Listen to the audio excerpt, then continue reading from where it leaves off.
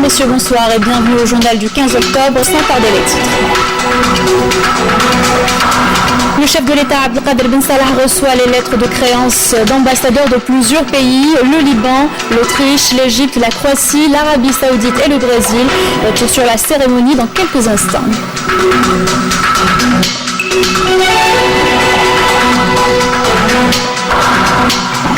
Le général de corps d'armée Ahmed Gaïd Salah, vice-ministre de la Défense nationale, chef d'état-major de l'armée nationale populaire, a déclaré que l'Algérie était sur la bonne voie et aiguillée dans la bonne direction grâce à la grande cohésion et confiance entre le peuple et son armée. Nous l'écouterons tout à l'heure.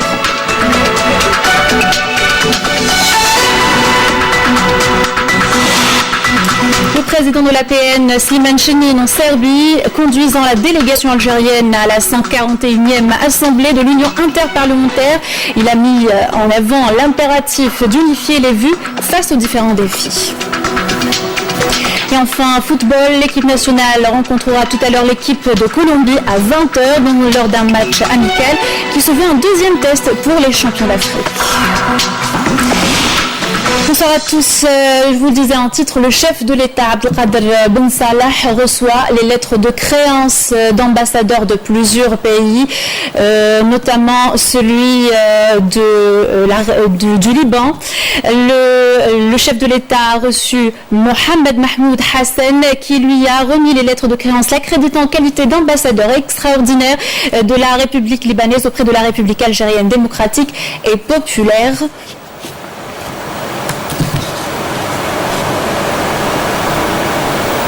On écoute les déclarations des deux parties. Je suis très heureux de rencontrer aujourd'hui son Excellence, le chef de l'État Abdelkader Ben Salah. L'Algérie et le Liban partagent les mêmes visions politiques sur la scène internationale. Il en est de même au plan économique. Le peuple algérien et libanais sont deux peuples frères et les relations d'amitié et de fraternité sont appelées à se développer dans les jours, voire dans les mois à venir. Le chef de l'État, Abdelkader Ben Salah, a reçu également mardi Peter Elsner Mackay, qui lui a remis les lettres de créance, l'accréditant en qualité d'ambassadeur extraordinaire et plénipotentiaire de la République d'Autriche auprès de la République algérienne démocratique et populaire. On écoute les deux parties.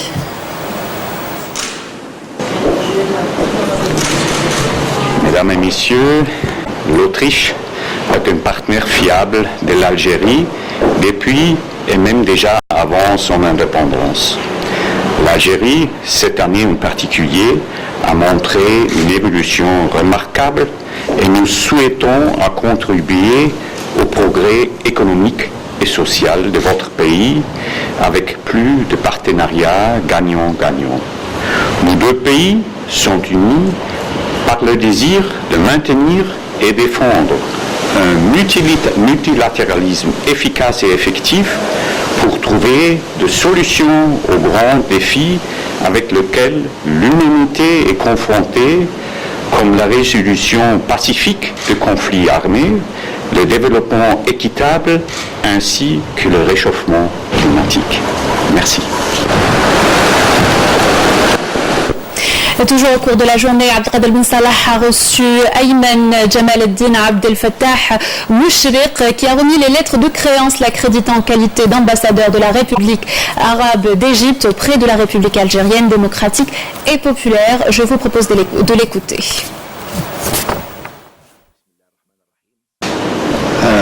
Bismillah ar-Rahman ar-Rahim.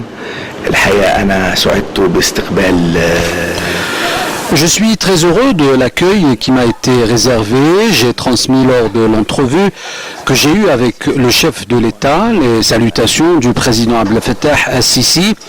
Il a à son tour transmis ses amitiés au président al-Sisi. Nous avons abordé les relations bilatérales algéro-égyptiennes et les voies et moyens de les développer davantage, sachant que les relations entre les deux pays sont historiques et qui remontent au lendemain de l'indépendance. Et en ma qualité d'ambassadeur, j'ai toujours veillé au développement de la coopération économique En dépit de la conjoncture difficile que connaît la région, les échanges commerciaux sont estimés à près des milliards. Il en est de même pour la fréquentation touristique estimée à 50 000 touristes et pour l'investissement direct qui est de près de 3 milliards.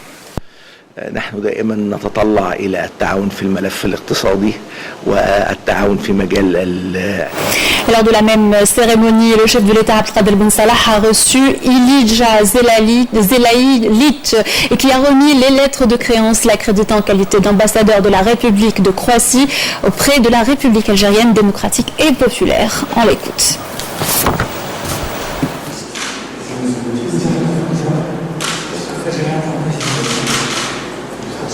Mon premier poste diplomatique, c'était l'Algérie en 1993, en fonction du Conseil économique. Donc, j'ai voulu renforcer, et comme j'ai cette expérience de l'Algérie, en fonction maintenant de l'ambassadeur, je travaille dans ce chemin, spécialement dans le chemin de vous aider à améliorer votre secteur de tourisme, où la Croatie elle est tellement forte que 20% de son PIB appartient au tourisme. Et le deuxième secteur que vous avez l'intention de renforcer, c'est l'agriculture, où même on va travailler dans ce chemin. Donc deux secteurs dans lesquels la Croatie, avec son expérience, il peut aider à l'Algérie et ouvrir le marché même de l'Europe, de l'Union européenne à laquelle la Croatie appartient.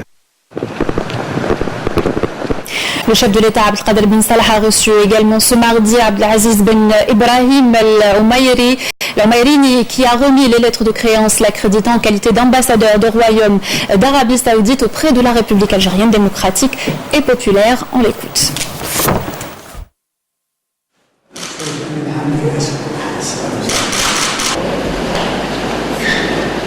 Assalamu alaikum. Bismillah ar-Rahman ar-Rahim. Au nom de Dieu le clément et miséricordieux, en ce jour béni, j'ai remis les lettres de créance à son Excellence, le chef de l'État Abdelkader Ben Salah, en ma qualité d'ambassadeur extraordinaire et plénipotentiaire du serviteur des lieux saints, le roi Salman Ben Abdelaziz, tout comme j'ai transmis à son Excellence le chef de l'État les salutations de son Excellence le serviteur des lieux saints et du prince héritier Mohammed Ben Salman et leurs vœux sincères de réussite pour les missions qui lui sont dévolues et leurs vœux de réussite et de développement au peuple algérien, tout comme j'ai tenu à exprimer à son Excellence mon amitié et toute ma considération à l'Algérie. Le chef de l'État Abdelkader Ben Salah a reçu Flavio Marega qui a remis les lettres de créance l'accréditant en qualité d'ambassadeur de la République fédérative du Brésil auprès de la République algérienne démocratique et populaire. Je vous propose de l'écouter.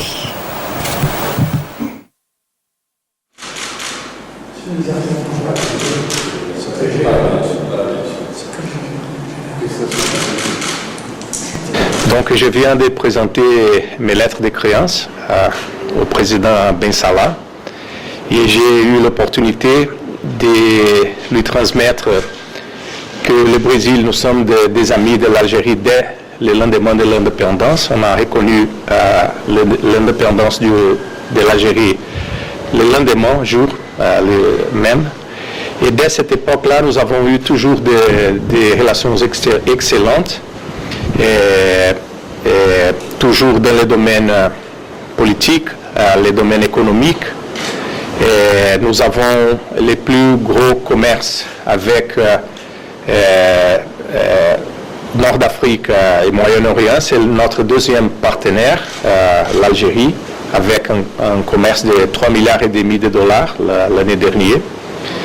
Et nous avons aussi des mécanismes politiques comme les dialogues stratégiques, politiques avec l'Algérie. Le général de corps d'armée Ahmed Gaïd Salah, vice-ministre de la Défense nationale, chef d'état-major de l'armée nationale populaire, a effectué dans la matinée une visite de travail au siège du commandement des forces navales, et ce, dans le cadre du suivi de l'exécution du plan de développement des forces visant à promouvoir et moderniser les capacités de notre flotte navale. Le général de corps d'armée a déclaré que l'Algérie était sur la bonne voie et aiguillée dans la bonne direction grâce à la grande cohésion et confiance violence entre le peuple et son armée. Nazem Aziri. À l'entame et à l'issue de la cérémonie d'accueil et en hommage au grand sacrifice des Chouhada de la glorieuse révolution de libération, le général de corps d'armée a observé un moment de recueillement sur l'âme du shahid Souidani Boujmaha, dont le nom est porté par le siège du commandement des forces navales, où il a déposé une gerbe de fleurs sur la stèle commémorative et récité la Fatiha sur son âme pure et sur celle des valeureux Chouhada. Ensuite, le général de corps d'armée, accompagné du général-major Mohamed Larbi Houli, commandant des forces navales, s'est réuni avec les cadres et les personnels des forces navales, où il a prononcé une allocution d'orientation diffusée à l'ensemble des unités des forces navales et à travers laquelle il a souligné que la locomotive de l'Algérie est bel et bien sur la bonne voie, orientée vers la bonne destination telle que voulue par les valeureux enfants de la patrie grâce à la fédération des efforts et la confiance réciproque entre le peuple et son armée, rappelant que l'armée nationale populaire continue, comme l'a toujours fait, à honorer les engagements qu'elle a tenus devant Allah, la patrie et l'histoire. Aujourd'hui, nous pouvons dire, et nous en sommes entièrement convaincus, que la locomotive de l'Algérie est bel et bien sur la bonne voie, orientée vers la bonne destination telle que voulue par les valeureux enfants de la patrie, grâce à la fédération des efforts et la confiance réciproque entre le peuple et son armée, qui était son protecteur contre les nuisances de la bande et de ses relais, ainsi que grâce aux décisions courageuses prises par le haut commandement de l'armée nationale populaire depuis le début de la crise et qui ont prouvé leur justesse et leur crédibilité au fil des jours, car elles s'inscrivent toutes dans l'intérêt du peuple et de la patrie. Dans ce contexte, il y a lieu de mettre en exergue les efforts soutenus et dévoués que l'armée nationale populaire a consenti afin d'instaurer un climat de confiance et de quiétude permettant de franchir de nombreuses étapes aux objectifs complémentaires, notamment suite à la tenue du Conseil des ministres en date du 9 septembre 2019 sous la présidence du chef de l'État, M. Abdelkader Ben Salah, durant lequel plusieurs démarches empreintes de sincérité et de bonne foi ont été concrétisées à travers l'amendement de la loi électorale et son adaptation de manière à répondre aux préoccupations et aux attentes des Algériens et à satisfaire également les revendications pressantes du peuple, suivi de la mise en place de l'autorité nationale indépendante des élections qui constitue, au regard des larges prérogatives qui lui ont été attribuées, la clé de la réussite de cette échéance présidentielle attendue et cruciale. Pour ce faire, cette autorité nationale indépendante a trouvé toute l'aide et le soutien auprès des différentes institutions de l'État qui lui ont fourni tous les moyens et capacités et prodigué toute forme de facilitation afin qu'elle s'acquitte de ses nobles missions et de son devoir national avec facilité et aisance. C'est dans le prolongement des mêmes efforts et démarches que s'inscrit la tenue du Conseil des ministres en date du 13 octobre en cours pour l'approbation de projets de loi importants à l'instar des lois des finances et des hydrocarbures qui constituent une véritable plus-value à même de relancer l'économie nationale et donner un nouveau souffle à l'investissement dans les différents secteurs économiques stratégiques. Il a été également procédé à l'approbation du projet de loi complétant l'ordonnance 0602 du 28 février 2006 portant statut général des personnels militaires, où il a été promulgué des dispositions restreignant le droit des militaires admis à cesser définitivement leur service et versés dans la réserve afin de ne pas exercer une activité politique partisane ou se porter candidat à une fonction élective publique pour une période de 5 années. Cette disposition est justifiée par plusieurs motifs, entre autres. Le fait que l'exercice d'une activité politique partisane ou la candidature à une fonction élective publique requiert nécessairement la tenue de déclarations et de débats qui peuvent mener à l'infraction du devoir de retenue et de réserve tel que stipulé par la loi, ainsi que l'obligation de préserver les secrets dont le candidat a pris connaissance dans le cadre ou à l'occasion de l'exécution de ses activités au sein de l'institution militaire. Le général de corps d'armée a affirmé que l'armée nationale populaire demeure celle qui veille jour et nuit et qui observe et scrute la voie qui mènera l'Algérie vers la destination voulue par le peuple grâce à l'ensemble des mesures sécuritaires complémentaires à travers lesquelles il sera permis à personne de dévier le pays de cette voie tracée qui concrétise la démarche de l'Algérie et de son peuple. Je tiens également à rappeler que l'armée nationale populaire continue, comme l'a toujours fait, d'honorer les engagements qu'elle a tenus devant Allah, la patrie et l'histoire à travers son haut commandement pour accompagner en permanence le peuple algérien ainsi que tous les efforts consentis avec sincérité afin de faire sortir l'Algérie de sa crise et sécuriser de manière totale et globale toutes les étapes du processus électoral à travers tout le pays. En effet, le haut commandement qui a veillé et veille toujours vigoureusement à poursuivre les grandes missions assignées à l'armée nationale populaire en toutes circonstances accorde une grande importance à l'immense responsabilité qui incombe à nos forces armées et rappelle encore une fois que l'armée nationale populaire demeure celle qui veille jour et nuit et qui observe et scrute la voie qui mènera l'Algérie vers la destination voulue par le peuple algérien. Ce sera une voie sûre grâce à Allah le Tout-Puissant et à l'ensemble des mesures sécuritaires multiples et complémentaires à travers lesquelles nous ne permettrons à personne de faire dévier le pays de cette voie tracée qui concrétise la démarche de l'Algérie et de son peuple.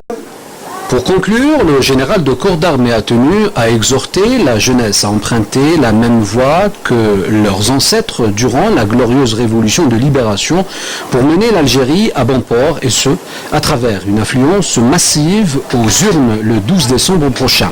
Il les a également prévenus de la présence de certaines parties insidieuses qui s'efforcent de surfer sur la vague de ces manifestations et consacrent l'argent sale afin d'amplifier le nombre de ces manifestations en ramenant les citoyens des autres wilayas en dehors de la capitale.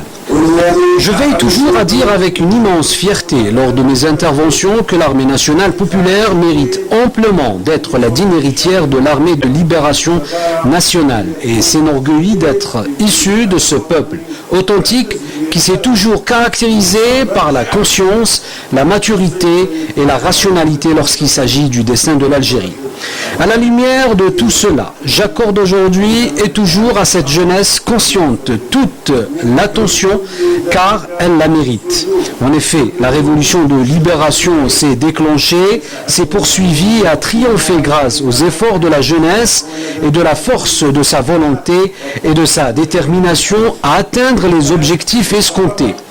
L'Algérie, qui a triomphé hier grâce à la conscience de sa jeunesse et de sa forte détermination, a aujourd'hui besoin de tous ces jeunes enfants conscients de la gravité des défis auxquels est confronté leur pays.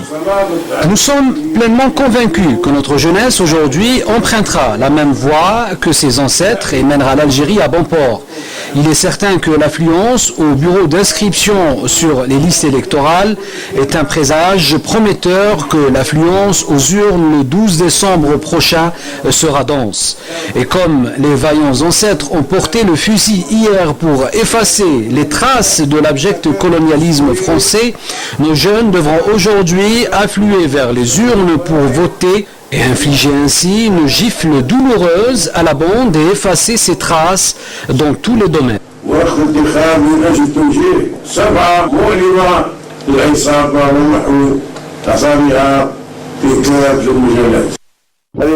Nous avons plus d'une fois averti cette bande contre laquelle les mesures requises ont été prises et dont la justice a pris en charge les affaires de certains de ses membres en vertu de la loi. Il est certain que le tour des autres éléments de cette bande viendra ultérieurement, grâce à la volonté d'acier qui nous anime et anime tous les fidèles enfants de l'Algérie.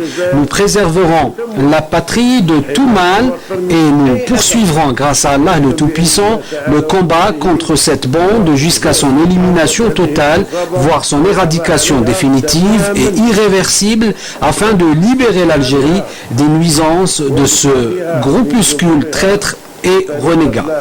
Dans ce contexte précisément, je tiens en cette occasion à prévenir nos concitoyens qui font des marches pacifiques de la présence de certaines parties insidieuses qui s'efforcent de surfer sur la vague de ces manifestations et que des entités inconnues ayant des objectifs malveillants consacrent de l'argent sale afin d'amplifier le nombre de ces manifestations en ramenant les citoyens des autres wilayas en dehors de la capitale. Que ces personnes ne croient pas que nous ignorons leurs méthodes malveillantes et leurs dangereux comportements. Aussi, quiconque tente de créer la confusion et impacter le déroulement normal de la vie quotidienne des citoyens à travers des comportements et des attitudes abjectes doit savoir qu'il sera poursuivi selon les voies légales, que tous ces plans seront avortés grâce à la conscience du peuple algérien et sa capacité à déceler ces pratiques.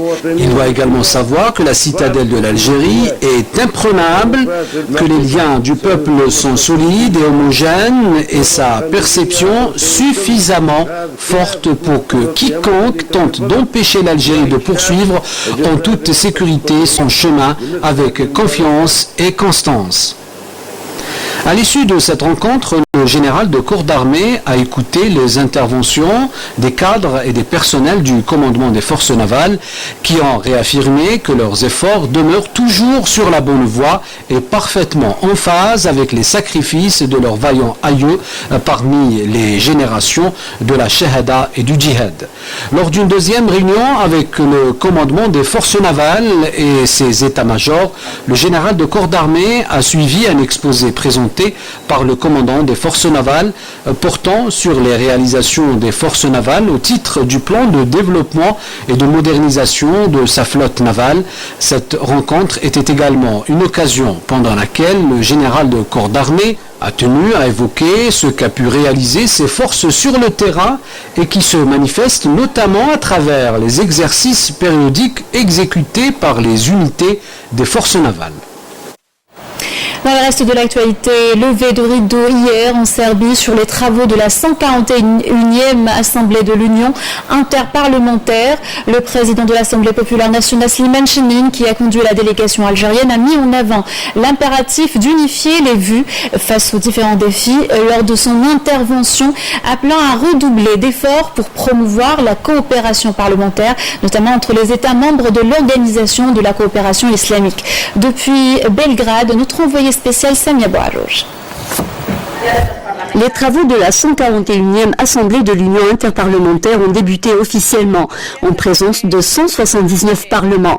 La délégation algérienne a pris part à cette session dont le thème était autour de l'adoption de l'agenda de l'IUP ainsi que tous les points d'urgence concernant les changements climatiques et les derniers événements au Moyen-Orient, surtout la situation au nord de la Syrie. Le débat lors de cette Assemblée a mis l'accent sur le thème du renforcement du droit international, les rôles et les mécanismes parlementaires ainsi que l'importance de la coopération régionale.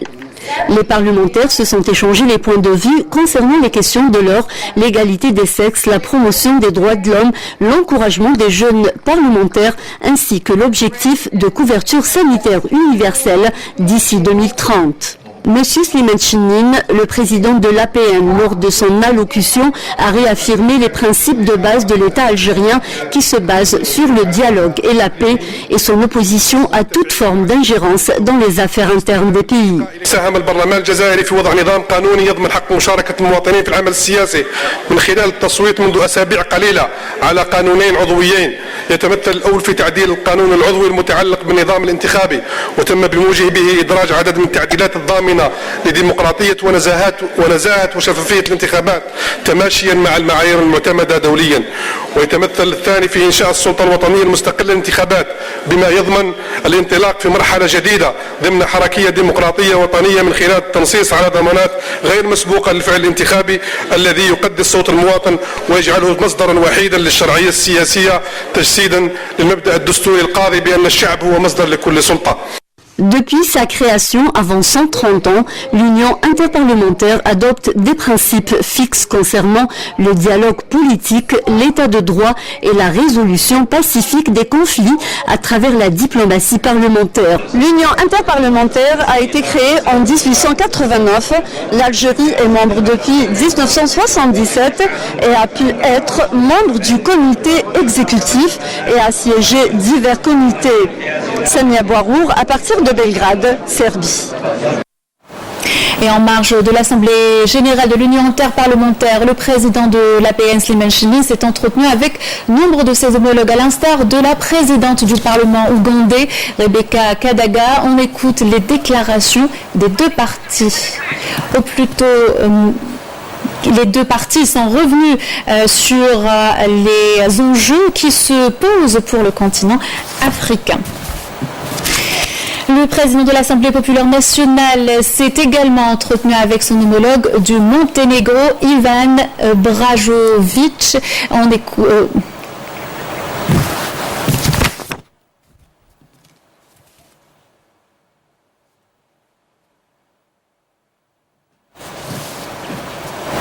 La coopération parlementaire était aussi au cœur des discussions entre le président de l'Assemblée populaire nationale et son homologue, le président du Parlement arabe, Mesh'al Ben Fahd Salimi.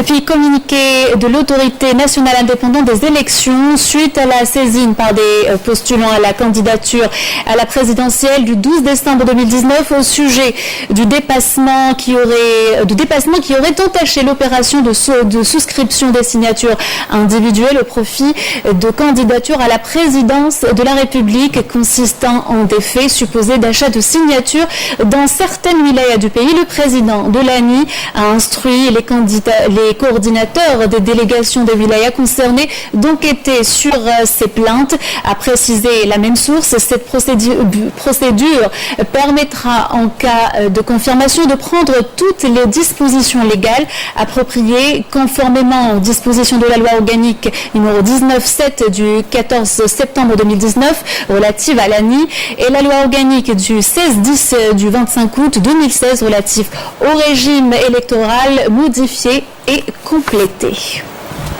Puis les présidentielles du 12 décembre, une réalité à laquelle aspirent les Algériens pour sortir de la crise. On écoute. J'attends l'élection d'un président qui conduit le pays parce que sans président, rien ne marche, rien n'est sûr. J'espère bien que le peuple et la nation algérienne votent massivement le 12-12, que ce jour soit un symbole, que le futur président crée un ministère de planification. Le 12, c'est l'ouverture, c'est la nouvelle, ce qu'on appelle, la nouvelle république. C'est important, la stabilité du pays, c'est important. Un citoyen doit voter. Oui, voter oui ou non. On est libre. Voter oui ou voter non. Mais un citoyen il doit voter. Et ce communiqué du ministère de la Défense nationale, dans le cadre de la lutte antiterroriste et grâce aux efforts des forces de l'armée nationale populaire, un terroriste s'est rendu le 14 octobre 2019 aux autorités militaires à Adrar. Il s'agit du dénommé Touji Atman, alias Abou Soufiane, qui avait rallié les groupes terroristes en 2013.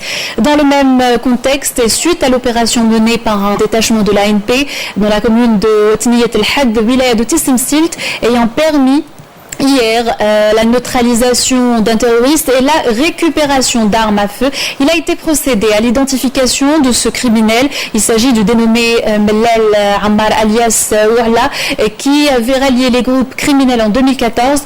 D'autre part, un détachement de l'ANP a découvert et détruit lors d'une opération de fouille et de recherche à Médéa une bombe de confection artisanale et 6 casemates pour terroristes contenant divers objets, tandis que d'autres détachements et des éléments de la gendarmerie nationale ont arrêté 3 éléments de soutien au groupe terroriste à Khenchla et Batna. Dans le cadre de la lutte contre la criminalité organisée, des gardes frontières ont saisi lors d'une patrouille de fouilles menée près de la bande frontalière à Tlemcen 25 kg de kif traités, alors que des gardes-côtes ont déjoué des tentatives d'émigration clandestine de 9 personnes à El Razawet et El Qala, ajoute le communiqué du MDN. Et on conclut avec du sport. Les champions d'Afrique affrontent ce soir la Colombie en France, à Lille. En match amical, plus de 40 000 spectateurs sont attendus au stade Pierre-Mauroy. Un test critique pour les Verts face à l'une des équipes les plus en forme du moment, Sarah Delbel.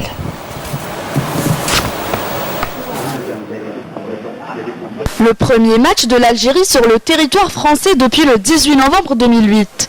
Un second test très sérieux ce soir pour le coach Belmadi et ses protégés, face à la redoutable équipe de la Colombie. Un match qui se jouera à guichet fermé. Une occasion pour les camarades de Mahrez de retrouver leur public en France. Ça n'arrive pas tous les jours. On sait qu'il y a une forte communauté algérienne en France. Une bonne partie de nos joueurs sont nés en France, ont été formés ici.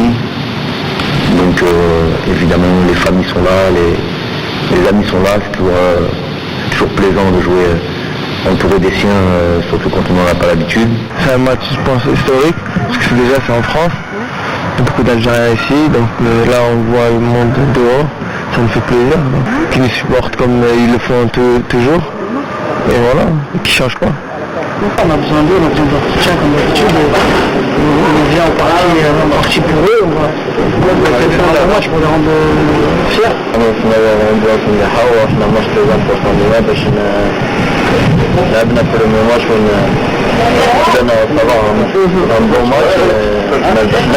Une opportunité pour la communauté algérienne en France de retrouver son équipe championne d'Afrique en titre. D'ailleurs, les Algériens créent déjà l'ambiance à Lille. On attend, franchement, ça fait vraiment plaisir que l'équipe d'Algérie vienne sur Lille. On les attend depuis longtemps, il y a beaucoup d'Algériens à Lille, et puis voilà, quoi, on espère faire la fête tranquillement, Inch'Allah. Voir la grande équipe d'Algérie, l'entraîneur, l'excellent entraîneur nous sommes ravis que l'équipe d'Algérie arrive à Lille et nous avons pris aussi nos places pour voir notre grande équipe. Moi j'ai fait 45 km pour venir. Je suis venu offrir un cadeau à Jamal Belmadi pour le remercier parce que le travail qu'il fait c'est extraordinaire. Il nous a fait un cadeau, nous a ramené le Coupe d'Afrique. Le dernier match préparatif pour les Verts, avant l'entame des éliminatoires de la prochaine Coupe d'Afrique des Nations. Les guerriers du désert ambitionnent de réaliser un bon résultat face à une équipe de qualité. Pour rappel, le match sera retransmis en direct sur la chaîne terrestre de la télévision algérienne à 20h. Et un rapide rappel des titres avant de se quitter. Le chef de l'État, Abdelkader Ben Salah, reçoit les lettres de créance d'ambassadeurs de plusieurs pays. Le Liban, l'Autriche, l'Égypte, la Croatie, l'Arabie Saoudite et le Brésil.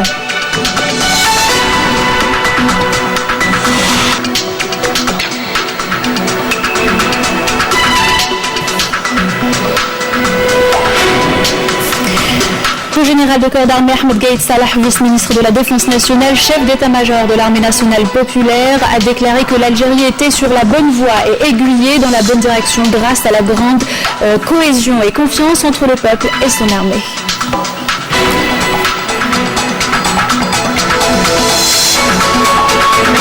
Le président de l'APN, Slimane Chemine, en Serbie, a conduit la délégation algérienne à la 141e Assemblée de l'Union interparlementaire et a mis en avant l'impératif d'unifier les vues face aux différents défis. Et enfin, football, l'équipe nationale affrontera tout à l'heure à 20h l'équipe de Colombie dans un match amical qui se veut un deuxième test pour les champions d'Afrique. Voilà, c'est la fin de ce journal. Merci de l'avoir suivi. Je vous souhaite une excellente soirée avec le reste des programmes sur Canal Algérie.